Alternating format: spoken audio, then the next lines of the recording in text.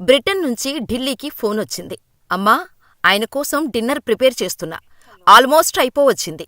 ఆయనొస్తే తినేసి పడుకుంటాం అంటూ కూతురు చెబుతుంటే తల్లి వింటోంది. చాలా టైం అయినట్టుంది కదమ్మా, పనైపోయాక పడుకో. అల్లుడుగారు వస్తే కాలింగ్ బెల్ కొడతారు కదా అని తల్లి కూతురికి సలహా ఇచ్చింది. మళ్ళీ కూతురి ఆరోగ్యం ఎక్కడ పాడైపోతుందో అని తల్లికి భయం. లేదులే అమ్మా, నేను వెయిట్ చేస్తా. సర్లే, ఇంకా చిన్న చిన్న పనులున్నాయి, చేసుకుంటాను. మరి ఉంటా అని చెప్పి ఫోన్ కట్ చేసింది. ఇది జరిగిన 2 రోజుల వరకు తిరిగి కూతురు నుంచి ఫోన్ రాలేదు. ఇక్కడి నుంచి చేస్తే ఫోన్ స్విచ్ ఆఫ్. అల్లుడు ఫోన్కి రీచ్ అవటం లేదు. ఏం జరిగి ఉండదు కదా అని కంగారు పడుతున్నప్పుడే బ్రిటన్ పోలీసుల నుంచి ఫోన్, మీ అమ్మాయి డెడ్ బాడీ కారులో ఉంది అని. అంతే, కుప్పకూలిపోయారు తల్లిదండ్రులు. దేశం కాని దేశంలో ఆ అమ్మాయిని చంపిందెవరు? ఆమె భర్త అదృశ్యం వెనకున్నది ఎవరు?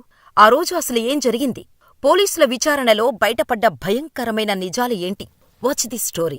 హర్షిత బ్రెల్లా ఢిల్లీలో పుట్టింది. పెద్ద కూతురు కావటంతో తండ్రి సద్బీర్ బ్రెల్లా అల్లారు ముద్దుగా పెంచారు. పుట్టింది పెరిగింది ఢిల్లీలోనే అయినా మరీ అంత పాష్గా ఉండేది కాదు. తల్లిదండ్రుల మాట జవదాటేది కాదు. ఎక్కడికైనా బయటకు వెళ్లాలంటే తన చెల్లి సోనియా దేవాస్తోనే వెళ్లేది. టీచర్ కావాలని కలలు కనేది హర్షిత. అందుకే బాగా చదివేది కూడా. ఓ పక్క చదువుకుంటూనే ఇంట్లోనే కొంతమంది పిల్లలకు ట్యూషన్ కూడా చెప్పేది. ఇక హర్షిత పెళ్ళిడుకు రావటంతో ఎవరినైనా ప్రేమిస్తే చెప్పు, అతనితోనే పెళ్లి చేస్తాం అన్నారు తల్లిదండ్రులు. లవ్వులాంటి వ్యవహారాలు లేవు డాడీ, మీరు ఎవరిని చూపిస్తే వారిని చేసుకుంటా అని చెప్పింది హర్షిత. దీంతో పంకజ్ లాంబా అనే అబ్బాయికి ఇచ్చి 2024 మార్చి 22న ఇద్దరికీ సంప్రదాయ పద్ధతిలో ఘనంగా పెళ్లి చేశారు. ఇక యూకేలో సెటిలవ్వాలని ఏప్రిల్ 30న దంపతులిద్దరూ కలిసి అక్కడికి వెళ్లారు. అక్కడ నార్థాంప్టన్షైర్లోని కార్బీలో ఇల్లు తీసుకుని కాపురం పెట్టారు. పంకజ్ లండన్లో మాస్టర్స్ చేస్తుంటే హర్షిత ఒక వేర్ హౌసులో పనిచేసేది. ఎంతో మంచివాడు అని అనుకున్న పంకజ్ అసలు రూపం యూకే వెళ్లాకే బయటపడింది. ప్రతిదానికి రిస్ట్రిక్షన్స్ పెట్టేవాడు. మేకప్ వేసుకోకూడదు, మంచిగా బట్టలు వేసుకుని అందంగా రెడీ అవ్వకూడదు అంటూ కండీషన్స్ పెట్టడం మొదలుపెట్టాడు. మొదట్లో భర్తకు మేకప్ అంటే ఇష్టం ఉండదేమో అని తనకు తాను సర్ది చెప్పుకుంది హర్షిత. కాని ఉండే కొద్దీ ప్రతి చిన్న విషయానికి కోప్పట్టం మొదలుపెట్టాడు. హర్షితకు ట్రావెలింగ్ అంటే చాలా ఇష్టం. తన సిస్టర్తో కలిసి ఎక్కడికి వెళ్లినా ఫొటోస్ తీసి ఇన్స్టాగ్రామ్లో పోస్ట్ చేసింది. కాని లండన్ వెళ్ళాక ఒక్క ఫోటో కూడా తన ఇన్స్టాలో పోస్ట్ చేయలేదు. ఇదే విషయాన్ని తన సిస్టర్ అడిగితే పంకజ్కి సోషల్ మీడియా అంటే ఇష్టం ఉండదు అని కవర్ చేసింది. కాని అసలు నిజం మాత్రం వేరే ఉంది. నువ్వు ఏదైనా ఫోటో ఇన్స్టాలో పెట్టాలంటే నా పర్మిషన్ తీసుకోవాల్సిందే, కాదని పెడితే పరిణామాలు వేరుగా ఉంటాయి అని ఒకసారి కొట్టాడు. ఇక అప్పట్నుంచి ఇన్స్టానే ఓపెన్ చేయటం మానేసింది హర్షిత. ఇక పంకజ్ రోజురోజుకీ మృగంలా మారిపోయేవాడు. చీటికీ మాటికి హర్షితను కొట్టేవాడు. ఆ దెబ్బలు తట్టుకోలేక హర్షిత ఏడుస్తుంటే రాక్షసానందం పొందేవాడు. ఓసారి అలాగే పంకజ్ దాడి చేస్తుంటే ఆ దెబ్బల నుంచి తప్పించుకోటానికి హర్షిత ఇంటినుంచి బయటకు అంటే వీధుల్లోకి పరిగెత్తింది. అయినా సరే వదలకుండా వెంటాడి మరీ కొట్టడం మొదలుపెట్టాడు. ఇదంతా చూస్తున్న ఓ వ్యక్తి పంకజ్ని ప్రశ్నించటంతో హర్షితను కొట్టడం మానేసి ఇంటికి వెళ్ళిపోయాడు. ఇప్పుడు ఇంటికి వెళ్తే చంపేస్తాడని తనకు తెలిసిన ఫ్రెండ్స్కి ఫోన్ చేసి పరిస్థితి చెప్పింది. అప్పుడు వారు వచ్చి హర్షితను తీసుకెళ్లారు. ఆ రోజే తన తండ్రికి ఫోన్ చేసి, నాన్నా, నన్ను పంకజ్ కొడుతున్నారు, ఆ దెబ్బలు తట్టుకోలేకపోతున్నా అంటూ భోరుమని ఏడ్చింది. అక్కడ సుఖంగా ఉంటావని అనుకున్నాం, కానీ నరకం చూస్తున్నావ్. నీకెందుకు అంత కష్టం? ఇండియాకి తిరిగొచ్చే తల్లీ అని అన్నారు హర్షిత తండ్రి. సరే నాన్నా, వచ్చేస్తా అని చెప్పిన హర్షిత మళ్లీ మనసు మార్చుకొని భర్త దగ్గరకు వెళ్ళింది. ఇక అప్పటివరకు దాచుకున్న కోపాన్ని ఒక్కసారిగా హర్షిత మీద చూపించాడు పంకజ్. దీంతో సెప్టెంబర్ స్టార్టింగులో స్థానికంగా పోలీస్ స్టేషనుకు వెళ్లి తన భర్త కొడుతున్నాడని ఒంటిపై అయిన గాయాలను చూపించింది హర్షిత. ఆ గాయాలను చూసి పోలీసులే భయపడ్డారు. అంత లోతుగా గాయాలు చేశాడు పంకజ్. ఇక పంకజ్ని అరెస్ట్ చేసి 28 రోజులపాటు హర్షితకు గృహహింస నుంచి రక్షణ కల్పించారు పోలీసులు. బెయిలుపై బయటకు వచ్చిన తర్వాత మరోసారి గొడవపట్టాడు పంకజ్. ఆ తర్వాత మళ్లీ నార్మలైపోయారు. అప్పుడే హర్షిత తన తల్లికి ఫోన్ చేసి మొత్తం చెప్పింది. డిన్నర్ ప్రిపేర్ చేస్తున్నా, పంకజ్ కోసం వెయిట్ చేస్తున్నా అని. అంతే, అవే వారి చివరి మాటలు. ఆ తర్వాత 2 రోజులపాటు హర్షిత నుంచి ఎటువంటి ఫోన్ కాల్ రాలేదు. దీంతో అనుమానం వచ్చి అల్లుడు పంకజ్కి ఫోన్ చేశారు హర్షిత తల్లిదండ్రులు. ఫోన్ నాట్ రీచబుల్ అని వచ్చింది.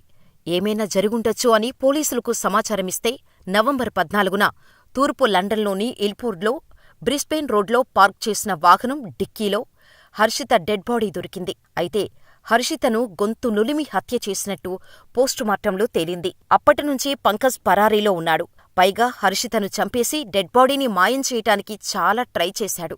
మృతదేహాన్ని కారు డిక్కీలో వేసి నార్థాంప్టన్షైర్ నుంచి ఇల్పోర్ట్ వరకు 145 కిలోమీటర్లు ట్రావెల్ చేశాడు. అక్కడ కారును వదిలేసి పారిపోయాడు. ఇప్పటికీ పంకజ్ ఆచూకీ తెలియకపోవటంతో 60కి పైగా డిటెక్టివ్లు ఇల్లిల్లు వెతుకుతున్నారు. ఆటోమేటిక్ నెంబర్ ప్లేట్ గుర్తింపు వంటి టెక్నాలజీని కూడా ఉపయోగిస్తున్నా పంకజ్ జాడ కనిపించటం లేదు. కేవలం తనపై కేసు పెట్టిందన్న అక్కసుతో పంకజ్ హర్షితను చంపేసి ఉంటాడని అనుమానిస్తున్నారు. ఎంతో నమ్మి దేశం కాని దేశం వెళ్తే కట్టుకున్న భర్తే కాలయముడిగా మారి రోజూ హింసించేవాడు. చివరికి చంపేసి పారిపోయాడు. ఎలాగైనా పంకజ్ని పట్టుకొని కఠినంగా శిక్షించండి. అప్పుడే నా బిడ్డ ఆత్మకు శాంతి అంటూ హర్షిత తల్లిదండ్రులు వేడుకుంటున్నారు. తన బిడ్డ మృతదేహాన్ని దేశానికి తీసుకువస్తే కడసారి చూపు చూసుకుంటామంటూ భారత ప్రభుత్వానికి విజ్ఞప్తి చేస్తున్నారు. कितना आपको लगता है कि गवर्नमेंट कितना कर रही है, कितनी कर पाई है और आगे लगता है कि आपको जस्टिस मिल पाएगा? सर जितना गवर्नमेंट ने अब किया ना इतना तो हम अपने रिसोर्सेज से कर लिया। गवर्नमेंट ने हमें कोई अपडेट नहीं दिया कि वो कहाँ है कहाँ नहीं। हम चिल्ला चिल्ला के बता रहे वो इंडिया, तो तब भी वो लोग सो रहे हैं। जो उनके लिए 5 मिनट का काम था वो हमें 2-3 दिन लगे करने में। जी। तो गवर्नमेंट चाहे तो इस केस को विद इन वीक सॉल्व कर सकती है, कोई बड़ा केस नहीं है अगर हमारी नजर से देखो। वो अब ये दिक्कत है, यूके गवर्नमेंट कह रही है वो टेरिटरी छोड़ के जा चुका है, अदर गवर्नमेंट का रूल लग रहा है। अगर उसने अब इंडिया छोड़ दिया तो तीसरी government involve, fourth government involve, क्योंकि इंडिया से तो वीजा फ्री कंट्रीज है ना काफी। तो अगर ऐसे सोती रही गवर्नमेंट तो केस और कॉम्प्लिकेटेड हो जाएगा। तो जल्दी से जल्दी उसका वारंट जारी करो, उसको अरेस्ट करो, उसको ढूंढो। उसकी फैमिली के पूरा हाथ है साजिश में, पूरा। फैमिली को तो पता ही है कहाँ है वो। जी, आप ये कह रही हैं कि वो यहाँ आ चुका है, आपको कैसे लग रहा है कि आ गया है वो यहाँ पर? सर हम बता रहे आ गया है, ठीक है। आप चेक करा लीजिए, अगर इन्फॉर्मेशन गलत है तो हम गवर्नमेंट को बोल रहे चेक कराइए ना। फिर तो आप लोग ने जब पुलिस को आप कांटेक्ट किया, पुलिस को बताया कि वो हम लगता बोल रहे वो आ गया है, बोल दिया पुलिस को, लेकिन फिर भी सो और आपने यूके गवर्नमेंट को बताया जब आपकी वीडियो कॉल हुई थी? वीडियो कॉल हुआ कॉन्फ्रेंस में, हमने यूके गवर्नमेंट को बोला ही इज इन इंडिया। वो एकदम शांत हो गए, तो उनको लगा वहां से कोई बात लीक हुई है ये, तो उन्होंने बोला आपको कैसे पता? हमने कहा हमें अपने रिसोर्सेज से पता है, तो उनको थोड़ा शांति आई। तो फिर भी बोले हम नहीं बता सकते आपको वो कहाँ है। हम कह रहे हैं वो इंडिया, आप बताओ ना बताओ, वो कह रहे नहीं बता सकते।